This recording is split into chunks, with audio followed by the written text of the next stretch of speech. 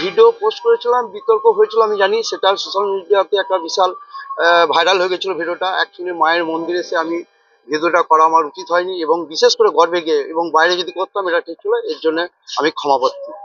অনুমতি নিয়েছিলাম, একজন জিজ্ঞাসা করেছিলাম যে ভিডিও করা যাবে, এবং সামনে ভিডিও করেছি, ওনাকে জিজ্ঞেস করেই করেছিলাম। আর এবং গর্বে গিয়ে তো 4 জন ছিলেন, সেটা দেখেছেন ভিডিওতে, তারা তো আমাকে বাধা দিলে আমি তো করতাম না। ভিডিওটা আমার ভুল হয়েছে, এটা ভুল হয়ে গেছে, আমার চরম ভুল হয়ে গেছে মাথা। আমরা অ্যাকচুয়ালি কন্টেন্ট ক্রিয়েটার, তো আমরা এটা ভাবিনি যে আমাদের এরকম হবে, আমরা এরকম হবে আমি কোনোদিন ভাবিনি। যদি ভাবতাম তাহলে কোনোদিন আমি ভিডিও এখানে বানাতাম না।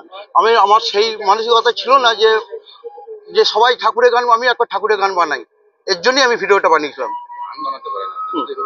হ্যাঁ, ওইটা আমার অন্যায় হয়ে গেছে, ওটা আমার অন্যায় হয়ে গেছে। এর জন্য আমি ক্ষমা চাইছি সমস্ত আমার বোলপুর বাসিন্দার এবং বীরভূম ডিস্ট্রিক্টের সমস্ত বাসিন্দার কাছে আমি ক্ষমা চাইছি যে এই ধরনের কাজ আমি আর করবো না। মা কঙ্কালীতলায় এসে গর্বে গিয়েতে নাচানাচিটা এটা আমার একদম শোভা পায়নি এবং ভালো লাগেনি, লোকের চোখে খারাপ হয়েছে। কিন্তু আমি এর জন্য নিজেকে লজ্জিত, এবং আর আমি কোনোদিনও ভবিষ্যতে এই ধরনের কোনো মন্দিরে গিয়ে, কোনো গর্বে গিয়ে তো দূরে থাক, কোনো মন্দিরে গিয়ে আমি কোনো এই ধরনের কোনো রিলস ভিডিও বানাবো না। আমার নাম হিরু দাস, আমার বাড়ি হচ্ছে কাটোয়া। মন্দিরের গর্ভগৃহের ভিতরে সম্পূর্ণভাবে ভিডিও এবং ছবি তোলা সম্পূর্ণভাবে নিষেধ করা হয়েছে। আমরা কি বলবো, এখানে তো আমি একা ছিলাম না, আরো 20 জন ছিল। তাদের সম্মুখে ও যা বললো, যা ক্ষমা চাইলো, তাতে ও অনুতপ্ত।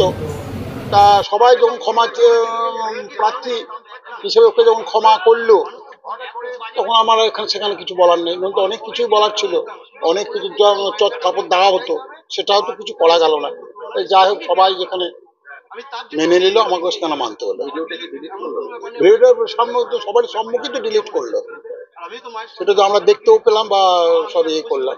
পরবর্তীকালে কি আর এই ধরনের কোনো ইয়ে হবে না এবং আপনারা প্রত্যেক দেখে কি বাঞ্ছিত হবে? আমি তো বলছি যে আমরা তো এইসব করতে দিই না, এই জায়গাটাকে কলুষিত করতে আমরা দিই না, কিন্তু বাইরে এই কিছু মানুষজন এসে এই জায়গাটাকে কলুষিত করে দিচ্ছে।